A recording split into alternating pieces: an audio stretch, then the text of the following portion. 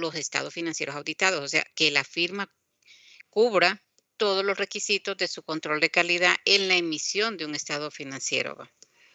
Em, y este sistema de control de calidad, también todas aquellas políticas, los 6 elementos que están en la norma de control de calidad de la NIC 1, también se tienen que aplicar aquí en la NIA 220 en la emisión del informe auditado.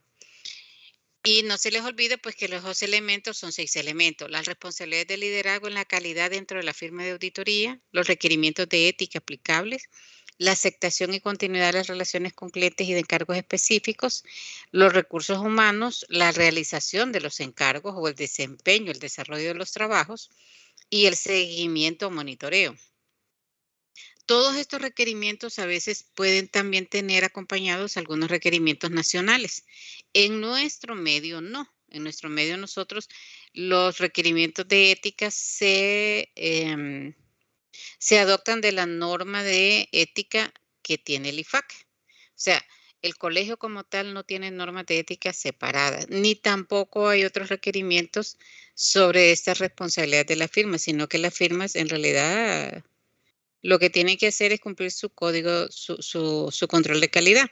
Pueden haber algunas responsabilidades, por ejemplo, cuando uno está inscrito en la Comisión Nacional de Banca y Seguro, ¿verdad? Pero ese es un registro de auditores que está ligado por la categorización a hacer auditorías de ciertos segmentos o de ciertas áreas que no todos lo pueden hacer. Una firma debe de tener confianza en su control de calidad. ¿Por qué debe tener esa confianza? Porque la información proporcionada por la firma de auditoría, el equipo de encargo también puede confiar en ese sistema de control de calidad y puede confiar en relación a, por ejemplo, una firma y el equipo tiene que tener, o los socios a cargo tienen que tener confianza en que la firma cumple con la competencia del personal, que cumple con el proceso de selección y también que cumple con el proceso de formación. Por eso en las firmas resulta que la mayoría del personal son licenciados en contaduría pública. Muchos hacen carrera, otros no. Pero mientras estén en las firmas, tiene que estar, en primer lugar, tiene que haber un proceso de selección. Si bien es cierto que puede haber un departamento de recursos humanos que uno le dice, bueno, estos son los requisitos o el perfil que necesito, pero al final, pues los socios o las personas que terminan de hacer las evaluaciones técnicas miden la competencia de ese personal y son parte de ese proceso de selección. Y obviamente una vez adentro pasan en procesos de formación. Eh, Hay momentos que hay firmas que dentro de sus políticas pueden tener segmentado cuántas horas de capacitación necesita cada cargo. Por ejemplo, hay juniors que necesitan por lo menos unas 90 o 120 horas continuas de educación. A lo mejor un senior solo está dentro de su política recibir 90 horas, un supervisor a lo mejor unas 60, eh, un gerente y un socio, o un gerente puede ser que se le exijan 40 horas y a un socio puede ser que sean 20 horas. Eso es lo mínimo, no quiere decir que por ahí no se reciban más horas, si se reciben. Y tampoco alguien me decía ahí, bueno, pero yo cubrí 40, hice 60 horas, pero solo me tocaban 40. ¿Me puede acreditar las 20 para el siguiente año? No, ¿verdad? Pero va a depender realmente de las políticas que tenga la empresa. Otra cosa sobre la cual el personal debe tener la confianza es la independencia. La comunicación de la información sobre independencia. Cada vez que tenemos una asignación, uno tiene que estar hablando con el equipo sobre su independencia, sobre si es independiente o no del cliente al que va, ¿verdad? Otra cosa es el mantenimiento de las relaciones con clientes mediante sistemas de aceptación y continuidad. Eh, en realidad que uno puede tener un cliente o puede tener una perspectiva de un cliente. Pero no siempre las firmas aceptan los clientes. Incluso cuando ya se ha tenido un cliente, en el siguiente año a lo mejor uno no acepta más ese cliente. Porque en primer lugar, cuando uno ya lo ha tenido en el proceso de la auditoría, uno se ha dado cuenta de situaciones que ponen en duda la integridad de la administración, de la gerencia, em, se ve que hay muchas cosas de alto riesgo que pueden afectar mucho a la firma.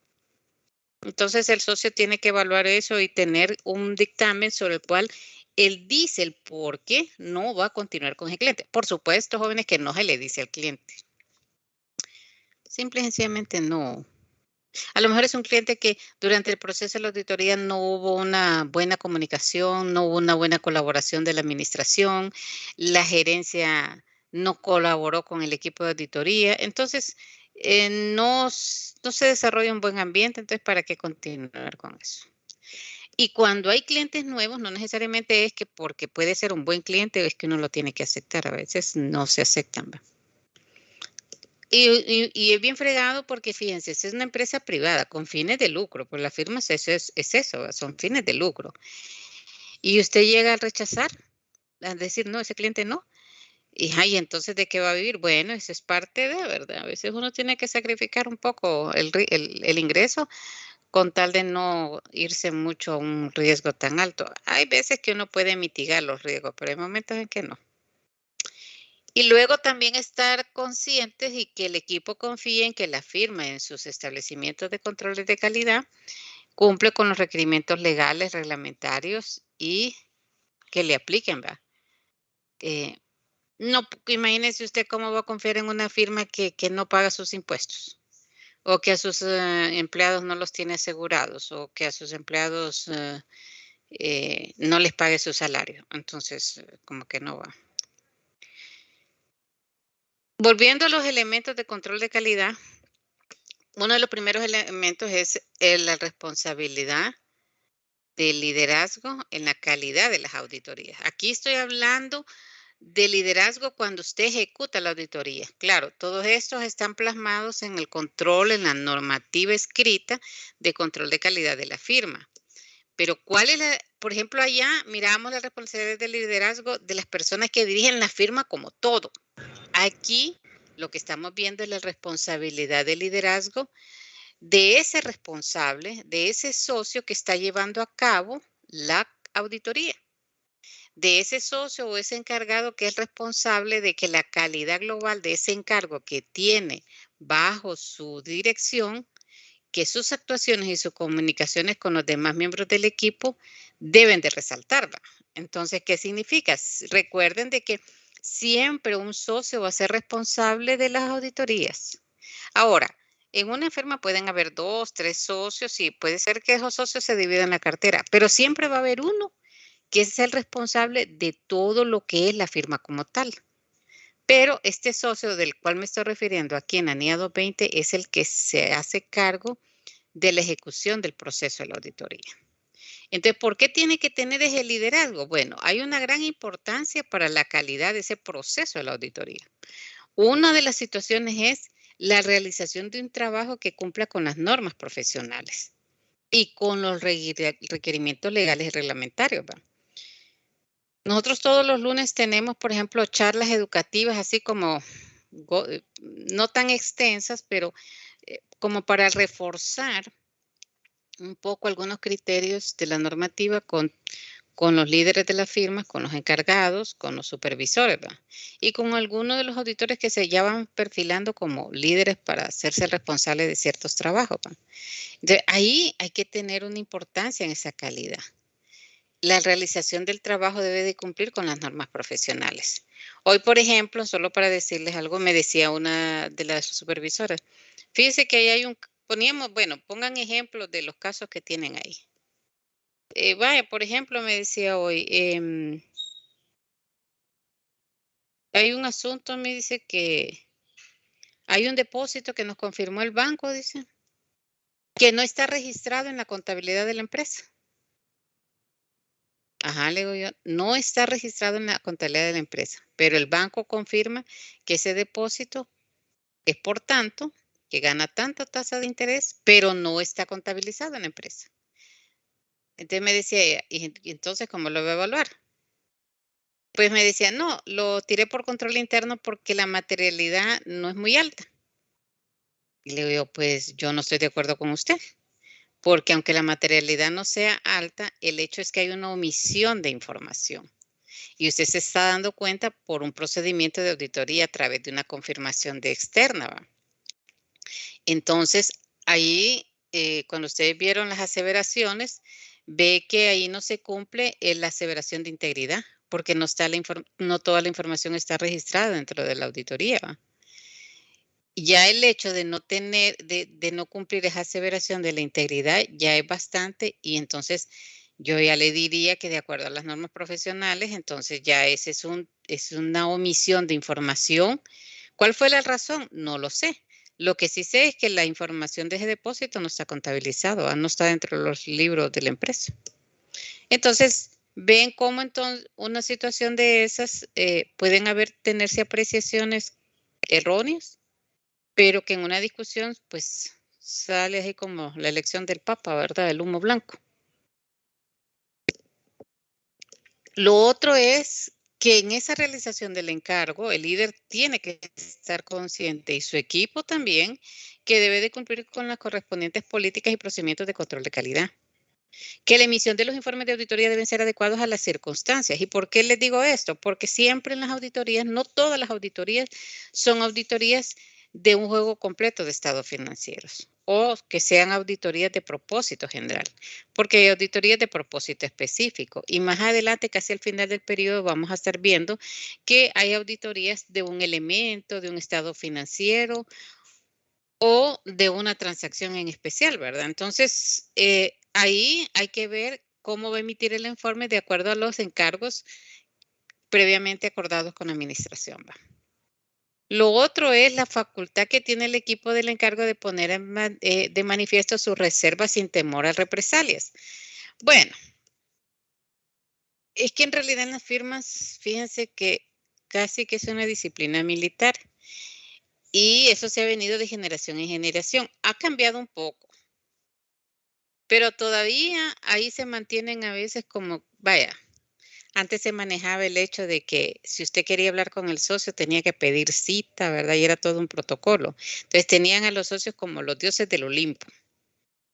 Hoy esas cosas no, han cambiado un poco, pero como eso ha venido de tradición, de costumbre en costumbre, cuesta quitar un poco ese paradigma que hay.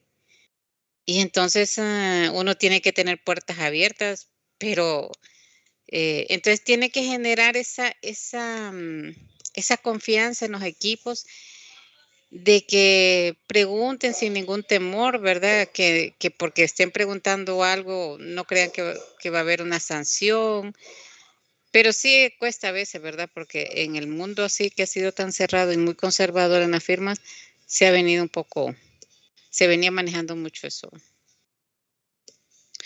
El segundo elemento en el control de calidad de un trabajo que usted tiene que realizar es los requerimientos de ética. Y si ustedes se recuerdan cuando vieron Auditoría 1, el código de ética para los profesionales en contaduría pública está a través de ese mismo código de ética. Y una de las cosas principales que define el código de ética son los principios fundamentales de ética, que están enfocados a lo que es una integridad, una objetividad, competencia y diligencias profesionales, la confidencialidad y el comportamiento profesional. Claro, todo esto, si ustedes se recuerdan cuando lo vieron allá, tienen sus conceptos, ¿verdad? Por ejemplo, en el caso de la integridad es que uno como auditor no debe de manejar, debe de ser muy íntegro, no solo parecerlo, sino serlo, ¿va? En sus actuaciones. En la objetividad es que usted debe de tratar las cosas sin ningún sesgo. Independientemente, vaya, a veces los auditores me dicen: "Ay, que ese contador, mire, ese contador es difícil", pero por lo difícil que sea, usted tiene que ver cómo consigue la información, porque ese es el propósito. Ahora, si realmente se lo bloquean mucho, pues no le queda más que la opinión, ¿verdad? Pero no porque le traten mal o no le atendieron bien, es que usted va a perder la objetividad de su trabajo, ¿verdad? La competencia y diligencia profesional. Bueno, aquí realmente las firmas tienen que elegir las personas competentes y que tengan todas esas diligencias profesionales de ciertos encargos. No todos los auditores, por ejemplo, en San Pedro había un cliente bien difícil, y yo tengo un auditor en San Pedro que es muy agradable, pero, y es muy competente, pero es muy dulcita, ¿verdad? No es, si el contador le gritó, ella solo va a echar la cabeza y se va a dar la vuelta, ¿verdad? Entonces, ella no era la adecuada para el desempeño de ese trabajo. Entonces tuve que retirarla, ¿va? Pero no porque sea mala, sino porque no, no obedecía, tal vez tenía que poner así como quien dice, dos feroces ahí también, ¿verdad? No que falten al respeto, ¿verdad? Pero que no sean tan dóciles, ¿va? Lo otro es la confidencialidad. Y eso las firmas lo tienen ya como por política establecida internamente, que cada vez que uno va a un trabajo del socio que está a cargo y todo su equipo de encargo, todo su equipo seleccionado, tienen que firmar esa carta de confidencialidad, en la cual ellos la leen y se comprometen y firman y dan, bueno, firman de su puño y letra que ellos no tienen, no deben divulgar ninguna información del cliente que está ahí, ni siquiera después de salido de la firma, ¿va? Entonces ellos tienen que firmar eso.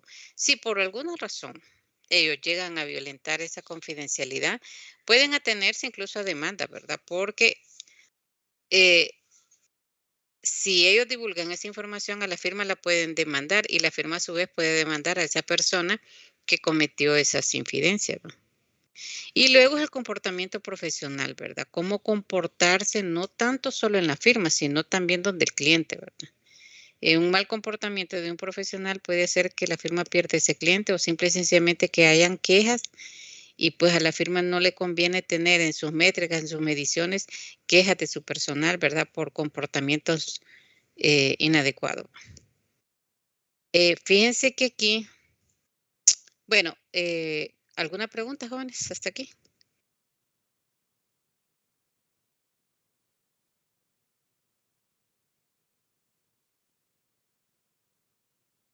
¿Alguna duda?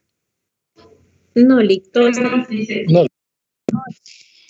Por ejemplo, yo les quiero compartir esto de la confidencialidad. Hace años yo tenía una auditora muy buena, buena presentación, muy elegante, guapa la muchacha y muy buena profesional. Pero por ahí resulta que un señor que era vecino de ella y que me hacía trabajos a mí en la casa, de repente le dice cosas a mi esposo de situaciones que solo en la firma pasaban, ¿verdad? Y que nadie tenía que saberla. Entonces viene él y le dice, no, es que la mamá de la auditora, ¿va?, me dijo esto, esto y esto. Te digo, la mamá, ¿cómo se va a dar cuenta? Tiene que darse cuenta por la auditor. Entonces, me decían a mí, bueno, pero no es tan grave lo que divulgó. No, le digo, porque eso es lo que nos damos cuenta en este momento.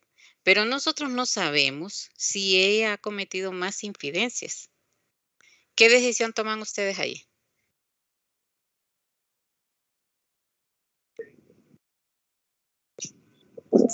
Sacar. ¿Los demás qué opinan? Indagaría más Sí, para despedirla. poder, pues primero indagar y después poder tomar decisiones. Pero ¿qué más va a indagar si ya usted sabe que lo que está diciéndole una tercera persona que no es parte de la firma, está diciendo cosas que usted sabe que sí son ciertas? Solamente quedaría Yo retirarla de la... le haría una nota, ¿verdad? ¿Cómo se llama? Para que esté avisada, pero indagaría más porque, como usted dice que no es tan grave, hay que indagar más porque puede ser que fue por otras fuentes o a veces un malentendido. Pero ¿cómo otras fuentes si dice la mamá de ella le comentó y le comenta exactamente cosas propias de la firma, interioridades de la firma? Lick, pero es que ahí está violando la confidencialidad. Bueno, ella no por tiene eso que mismo, saber entonces, ¿qué más va a indagar? Al momento que ingresó ella a la empresa, tuvo que haber firmado un documento de confidencialidad. Entonces, otro documento de confidencialidad vendría a quedar como en vano, pues, porque ya firmó uno y violó esa confidencialidad. Pienso yo, no sé. Permíteme un momento. Sí, de hecho es que lo firman al inicio. Ningún empleado entra si no firma eso. Pues yo le hubiera hecho una audiencia de descargo, Lick, y lo hubiera dejado documentado y hubiera platicado, ¿verdad? Conversado. Bueno, Sí, no es muy grave. entonces les voy a decir qué es lo que sucedió. Eso que usted me dice del llamado de atención, el memorándum, sí, podía haber surtido efecto. El problema es que usted ya no tiene confianza en esa persona, porque Sí. violó un acuerdo de confidencialidad. Y nos damos cuenta por esa persona que me viene a hacer un trabajo, ¿va? Como pudo haber sido él, ¿cuántas personas más no sabrán lo mismo? Y es más, esa persona que hace el comentario lo comenta sin ninguna mala fe. Es así, sin medir la repercusión de la infidencia del auditor. Entonces, en realidad, sí se tuvo que prescindir de ella, aun cuando era una excelente auditora. Pero, Sí, la verdad es que el auditor es bien delicado, es bien delicada, es una posición que uno tiene que estar bien centrado, tiene que estar bien seguro de lo delicado de la información que maneja. De hecho, sí. que en todos los lugares uno firma confidencialidad, ¿verdad? Y todo, pero más que todo, creo que esa posición es bien delicada. Hay que estar con un alto grado de madurez también y de entender, ¿verdad? La posición que uno, la responsabilidad y la posición que uno asume cuando acepta trabajar en esa área, ¿verdad? Y le puedo decir, no solo el auditor, también el contador. Porque el contador Sí, todavía también. maneja bastante información confidencial. Y obviamente cualquier otra profesión a la cual tenga acceso, que esa información es confidencial, pues yo supongo que esas áreas también tienen, o a lo mejor en sus protocolos están los acuerdos de confidencialidad. Pero en el caso que nos atañe a nosotros, sí debe ser eso. Pues yo les comento, pasó eso. Y entonces fue muy dura la decisión, pero había que hacerla, ¿verdad? Y entonces, pues porque las firmas no se pueden arriesgar. Imagínense, lo dice a mi mamá, ¿verdad? Entonces mi mamá dice, bueno, yo se lo comento a mi mamá porque es mi mamá, pero es que mi mamá es un poquito zafada, ¿verdad? Entonces se lo comenta a Mundo y Raimundo. Entonces, como se lo comentó a él, se lo puede haber comentado a otra gente, ¿verdad?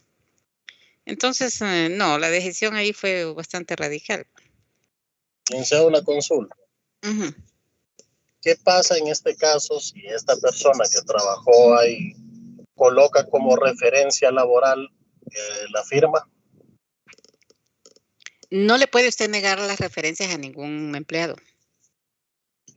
No se las Ok, puede negar, pero pero a veces hay ciertos elementos de recursos humanos o jefes que hacen preguntas bien puntuales y usted tiene que decirlas, correcto, como el motivo por el cual salió. algo así. Ujú. De hecho, le voy a decir, una empresa que maneja mucha información financiera y de altos niveles, muy amigos del socio principal también, lo llamó porque le iban a contratar. Y cuando hizo la pregunta, ¿por qué? Si era tan buen elemento, se le tuvo que decir, ¿va? Desgraciadamente ahí no la pudieron contratar, pues porque ellos mismos decían, qué barbaridad, porque aquí se maneja información demasiado confidencial, intervienen ciertas personas bueno, con mucho dinero, bueno, así, ¿verdad? Entonces, no deja de ser riesgoso, ¿va? Pero una actitud como esa puede complicarle y puede afectarle mucho a usted en su carrera profesional. Entonces, obviamente, jóvenes, uno que trabaja en esta parte de la contaduría pública, tenemos que tener mucho cuidado con lo que decimos. Por eso no sé si fue en esta sección o en la otra que les dije yo, revelen el pecado, pero no el pecador, porque uno tiene que ser muy, muy discreto en la información. Fíjense que bueno, antes cuando visitaba yo las comidas rápidas, pero bueno, le estoy hablando hace como 12, 14 años. Se han fijado que hay restaurantes que tienen esa famosa butaca, ¿verdad? Entonces, usted se sienta y atrás está otra persona que usted no lo ve, pero que a veces si usted pone bien el oído, escucha todo lo que están hablando, ¿va? Casualmente ese día yo llego ahí porque, bueno, iba a comer mi ensalada. Y resulta que las personas que estaban atrás de mí empiezan a hablar de una empresa que yo estaba auditando. Y empiezan a hablar de las irregularidades y de quién estaba cometiendo las irregularidades. Y nosotros hasta dejamos de hablar porque empezamos a escuchar, ¿verdad? Imagine, con una falta de una indiscreción tan alta como esa, ¿verdad? Entonces, eso es bien delicado, incluso uno cuando anda en lugares públicos, uno no debe andar hablando de esas cosas porque usted no sabe quién puede estar a la par suyo, ¿verdad? Entonces, la carrera de nosotros tiene eso, ¿verdad? Y eso está aquí en el código de ética. Bueno, y aunque no estuviera en el código de ética, creo que eso es parte también de sus mismos principios, ¿verdad? Y sus mismos valores morales, ¿verdad? Lick, o sea que los auditores debemos ser cero chismosos y chismosas. Bueno, dígalo así, que así es, ni más ni menos.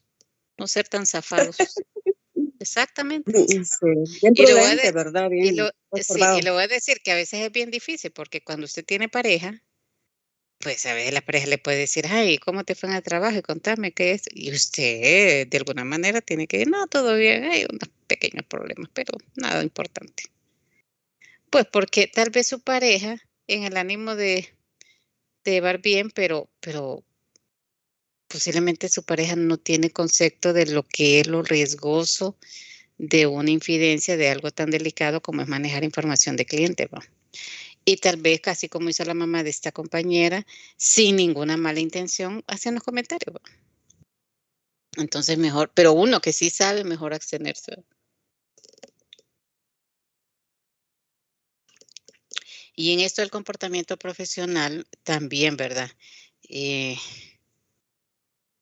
Miren, a veces en las firmas tenemos que enseñarle a los muchachos hasta saludar, porque hoy en día las generaciones no saludan, pareciera como que el saludar les va a quitar algo o el saludar pasó de moda, ¿va? Pero los clientes se fijan mucho en el comportamiento profesional, se fijan, el auditor siempre está en la mira, ¿va? Y cualquier cosita lo van a señalar por muy mínima que sea, ¿verdad? Pero sobre todo uno tiene que tener un comportamiento profesional en las actuaciones del trabajo que está haciendo, pero también en sus actuaciones personales.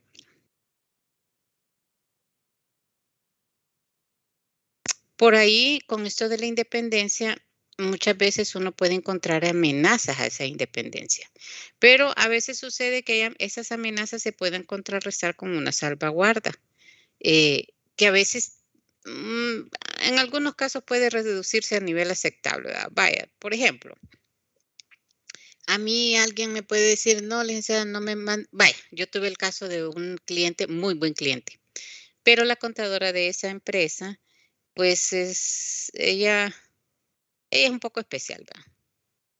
Y entonces me había agarrado a la auditora que tenía de que solo quería que fuera ella, ¿va? Pero es que ella tiene, pues, tiene ciertas inclinaciones, ¿va? Tuve que sacar a la auditora y hasta casarla, que no se había casado, pero la tuve que casar para que ella no la siguiera molestando, ¿va? Entonces cambio equipo porque, ¿por qué para mí es una amenaza? Pues porque la auditora ahí no se siente cómoda, no puede desarrollar su trabajo en un ambiente agradable, se siente acosada. Entonces tengo que retirarla y poner otro equipo del cual entonces no vuelvan no se sientan en esas condiciones así adversas, ¿va? Lo otro es que a veces una amenaza puede ser también que el mismo equipo tenga varios años de estar auditando al cliente, ¿va? Las firmas, por ejemplo, establecen en sus políticas, deben de establecer sus políticas cada cuánto van a rotar, ¿va? Entonces, yo tengo clientes que a veces se enojan cuando les cambio el equipo. Ay, es que viene una gente ya que ya conocían. Sí, precisamente por eso, ¿va? Porque ya se conocen tanto, hay tanta familiaridad con el contador que pueden dejar desapercibido o pueden ya no ser tan objetivos o puede ser que bajen, como dicen, la guardia en cuanto a ciertas revisiones. Entonces, no, hay que hacer un refresh, cambiar equipo, ¿verdad? Porque a lo mejor este equipo está viendo otras cosas que el anterior no lo vio. Eso es una amenaza a esas independencias, que uno las contrarresta cambiando el equipo, ¿va? Y otro que pueden darse que son muy comunes es cuando un auditor, cuando me firman que han sido seleccionados para un trabajo, él me puede decir: "No, licenciada, ese trabajo no me mande". Y entonces yo tengo que, ¿por qué? Pues porque fíjese que la contadora de ella es mi hermana. Ah, bueno, entonces yo lo retiro a él y va a otro equipo que no tiene nada que ver con la muchacha o la contadora, ¿verdad? Entonces, son situaciones que a veces se encuentran, pero que usted tiene que ver cómo, si realmente hay alguna salvaguarda para contrarrestar ese riesgo de la independencia. Fíjense, Diga. consulta. ¿Qué pasa en este escenario, el cual usted está comentando, si la empresa como cliente pone una condicionante, un ejemplo, como que si no se manda a cierto equipo, ya no necesita los servicios de la firma? Pues, ¿sabe qué pasaría? Aunque no nos guste, pues entonces nos vemos, ¿verdad? No lo sigo auditando, porque el cliente no es quien el que me va a decir a la firma qué equipo quiere, ¿verdad? Porque si Correcto. está tan empecinado en que le mande siempre el mismo equipo, yo ya puedo pensar que ahí hay algo más, que puede haber un Sí, interés de por medio. Y el riesgo al final, quien se lo va a llevar es la firma, no el auditor. correcto. Licenciada, Ujú. pero ¿verdad que, por ejemplo, una empresa puede, así como, no sé si investigar si el auditor tiene más de un año de laborar con la firma auditora? No, Así a como veces requisito, o sea, el tiempo del sí. auditor. Sí, por ejemplo, eso se da mucho en los proyectos. Por ejemplo, un proyecto me dice a mí que el equipo que debo de poner debe tener 2 o 3 años. Bueno, es parte de mi ética profesional y digo yo, bueno, yo tengo gente de 2 años, pero tengo gente de 3 años. Entonces voy a seleccionar los que tengan esa antigüedad para postularlos como candidatos o como parte del equipo que hay que mandar a ese trabajo. Y en algunos casos también me piden no mover o no cambiar el equipo, ¿va? Y si lo cambio, por lo menos no cambiarlo durante el proceso de la auditoría. Y si cambio alguno de los elementos del equipo, entonces notificárselo al proyecto. Eso se da más en los proyectos.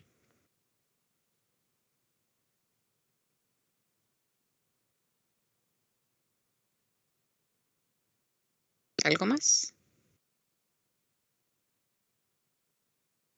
Solamente. Y vaya, por ejemplo, los proyectos a veces, yo le doy mucho la oportunidad a veces a los egresados de la carrera a que hagan la práctica en la firma. Entonces, muchos pueden tener la posibilidad de quedarse. Hay otros que no. Pero claro, el que se va quedando va agarrando experiencia, pero todavía vaya, tal vez puede ser que en unos 4 meses yo lo metí mucho en proyectos y agarró bastante experiencia. ¿Y qué pasa? Que yo no lo puedo postular. ¿Y por qué no lo puedo postular? Porque uno de los requisitos es que sea egresado y que esté colegiado. ¿Y él cómo se va a colegiar si todavía no ha terminado su carrera? Tal vez le falta una clase o ya terminó, pero todavía no se ha graduado. Y mientras no se gradúe, no se puede colegiar. Entonces, a veces uno encuentra esas situaciones también, ¿verdad?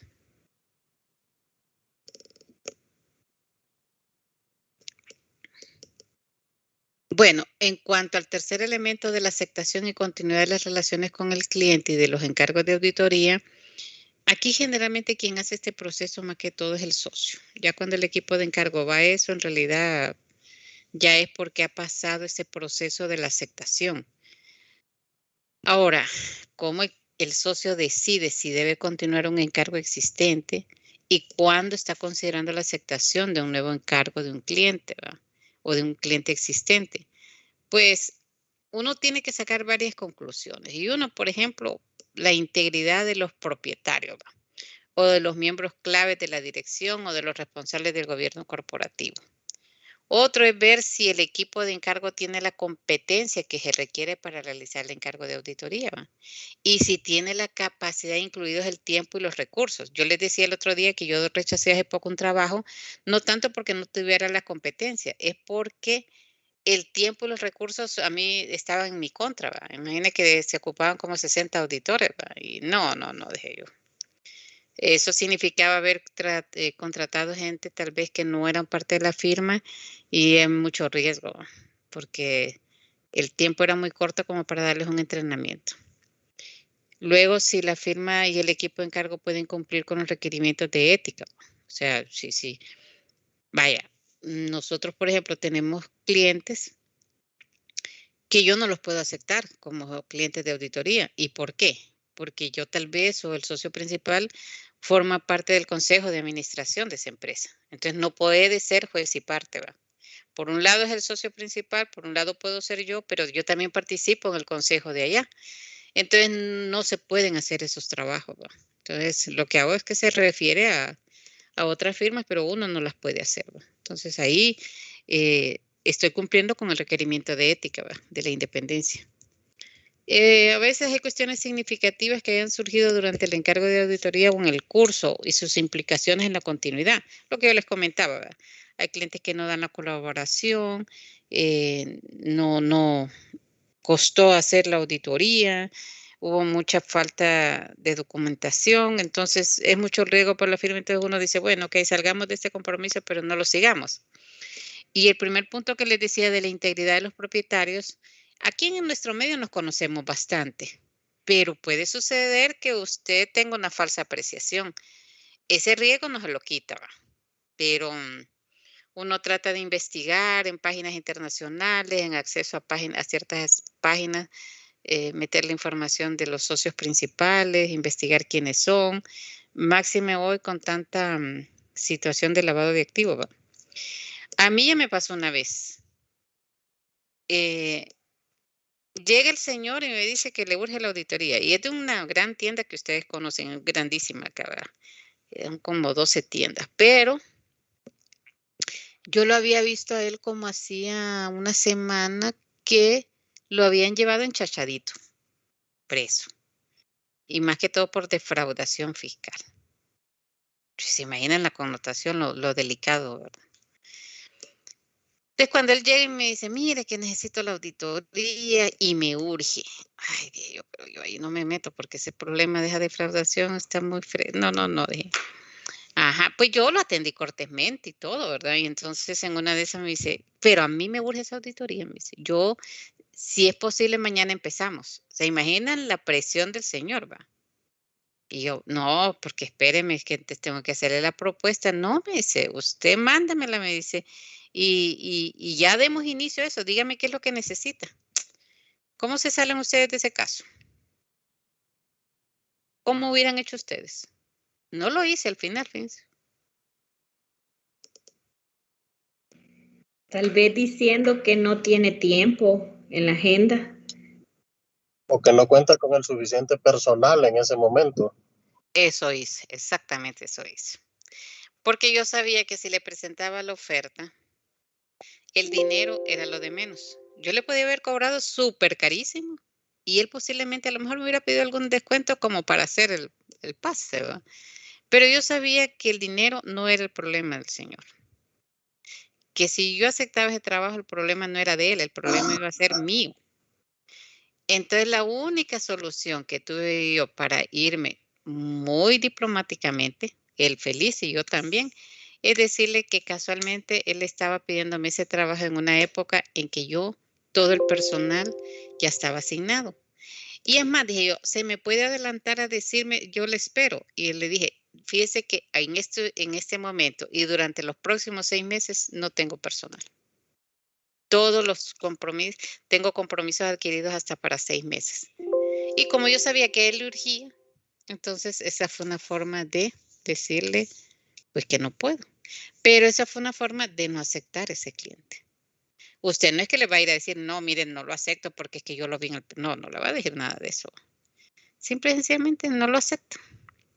Y pone alguna excusa que sea bastante razonable. Así pasó también con un cliente de contabilidad que cuando menos acuerdo, también de una tienda que ustedes conocen, me dice el contador, fíjese, me dice que en este cliente hay un problema. Ajá. Fíjese que cuando vienen las importaciones, aquí viene la factura. Y me dice, y yo creo el pasivo. Y están los derechos de aduana, la importación, los impuestos que se pagan. Ajá. ¿Y cuál es el problema? Que cuando le pagan al proveedor de verdad no es ese el valor, me dice. Por ejemplo, yo tengo aquí en la póliza de importación que se le deben $10,000, pero cuando le pagan a él le pagan 20,000 meses. Entonces, ¿qué era eso? Eso es una defraudación fiscal. O sea, estaba importando mercadería, defraudando, defraudando el impuesto, pues, defraudando porque estaba subvalorando la mercadería. para pagar menos impuestos. Entonces fue un cliente que también, a él sí le dije, bueno, ¿y aquí cómo vamos a hacer? Porque yo este pasivo tengo el 50% que no está reconocido. No, es que mira, que para que la verdad que las cosas salgan un poco más caras, baratas. No, entonces sabe que eso es una defraudación fiscal. Y ahí mismo, mira, le dije yo, consíguese un contador. Ustedes ven que uno a veces, en aras de no arriesgarse, mejor deja esos honorarios, ¿verdad? Después de todo, más vale dejarlos que meterse en un tremendo lío que después ni esos honorarios le van a servir para pagar los abogados. ¿Alguna duda hasta aquí, jóvenes?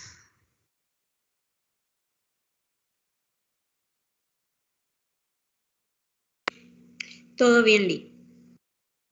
Bueno, entonces por hoy nos vamos a quedar aquí. Mañana vamos a terminar esta norma. Yo creo que mañana tal vez la terminamos mañana, ¿verdad? Bueno, jóvenes, sería todo por hoy. Así que muchas gracias. Buenas noches, Lee. Buenas Buenas noches. noches. Buenas noches, Ley. Gracias. Buenas noches, Lee.